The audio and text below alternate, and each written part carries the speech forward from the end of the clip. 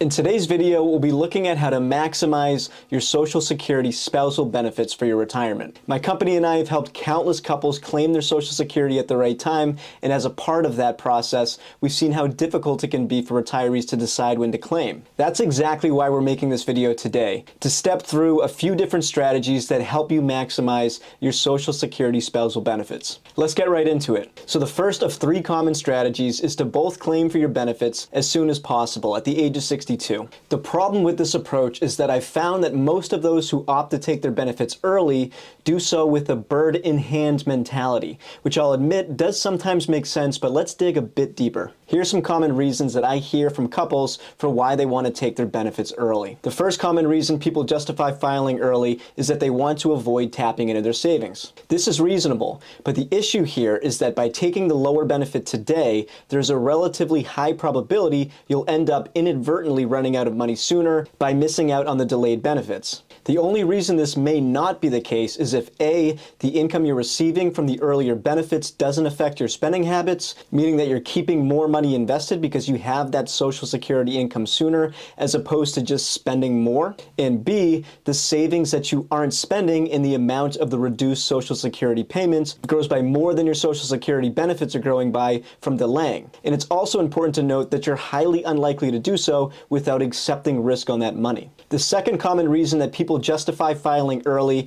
is that they fear that they'll die before they break even. This can also be a reasonable justification if you have a legitimate reason to expect a shorter than average life expectancy. But if this is your stance for no other reason than a feeling, I would encourage you to take a look at the life expectancy tables. You don't have to live very long to break even when taking Social Security. For example, if you take your full benefits at the age of 67, if that's your full retirement age, instead of the age of 62, which is the earliest that you can take it, you'd only have to live into your late 70s and would ultimately benefit more by waiting. The third common reason that people justify filing early is that they would rather have the benefits while they're young and healthy to enjoy them. And I get this, but I'd again push back because I really don't think Social Security should be viewed as anything other than a longevity hedge. Other things being equal, waiting to collect your benefits is likely to be your best defense against having to go back to work in retirement. This is particularly true for those who are pushing their money and are at risk of spending down their assets during their lifetime. The fourth common reason that people justify filing early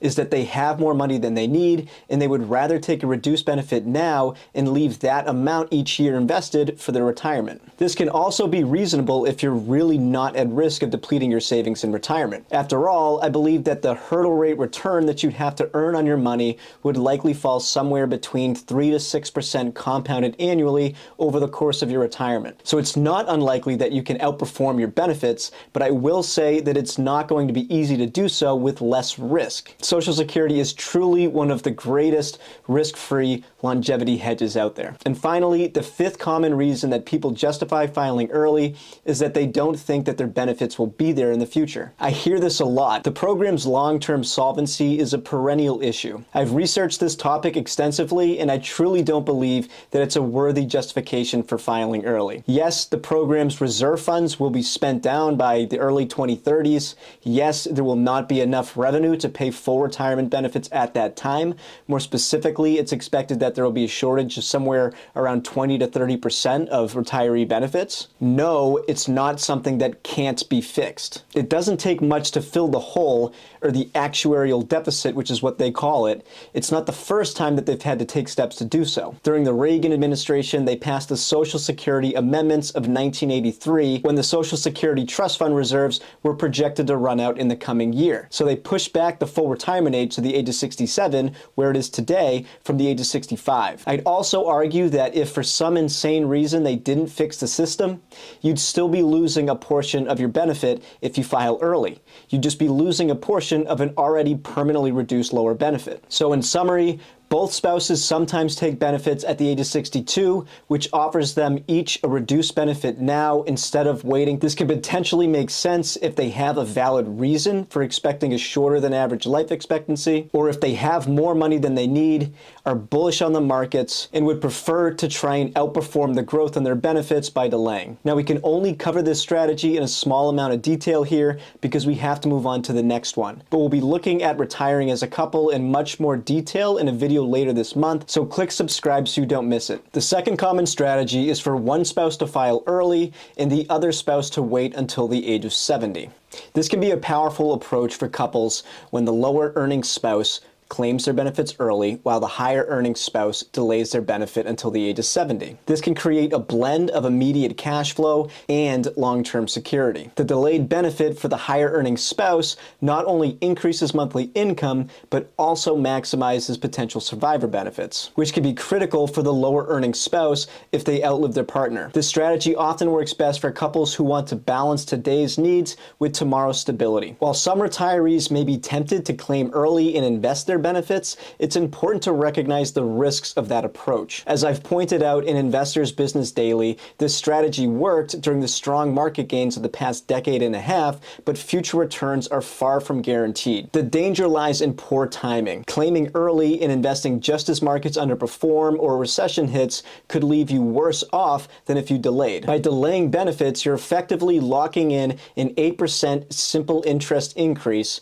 which is a guaranteed return on investment that no market can promise with certainty. Coordinating this strategy requires planning. Start by determining how much income you'll need early in retirement and ensuring that you can bridge the gap with your savings or other resources. Avoid the trap of depleting your portfolio too quickly to cover expenses while waiting for the higher benefit to kick in. When executed well, this approach strikes a balance between short-term liquidity and long-term financial resilience, potentially helping couples weather both market swings and longevity risks. When it comes to spousal claiming, every couple has a different situation.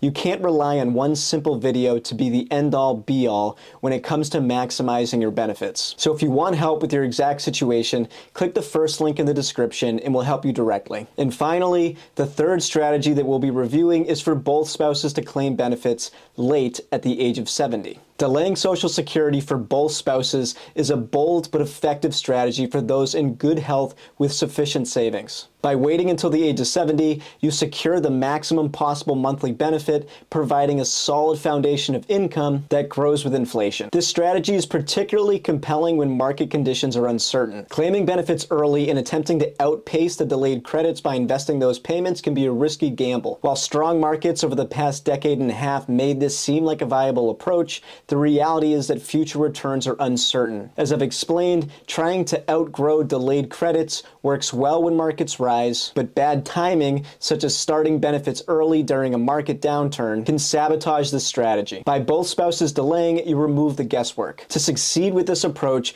plan carefully for early retirement expenses, ensure that your savings can cover the gap without jeopardizing your long-term financial goals. Delayed benefits for both spouses can also provide valuable peace of mind, knowing that you've optimized your Social Security to provide a dependable income stream no matter what the markets do. If financial security and inflation protection are top priorities, delaying Social Security for both spouses is often the safest bet. Now that you know some of the key ages for maximizing spousal Social Security benefits, you need to understand one thing. The 62 versus 70 decision is just the beginning of optimizing your benefits. Most people don't realize that spousal benefit optimization isn't just about timing. It's about strategically coordinating between partners. From understanding survivor benefits to maximizing your combined household income to protect against inflation. Proper spousal benefit planning goes far beyond just picking the right age. If you want us to analyze your specific situation and help you create a Social Security strategy that maximizes benefits for both you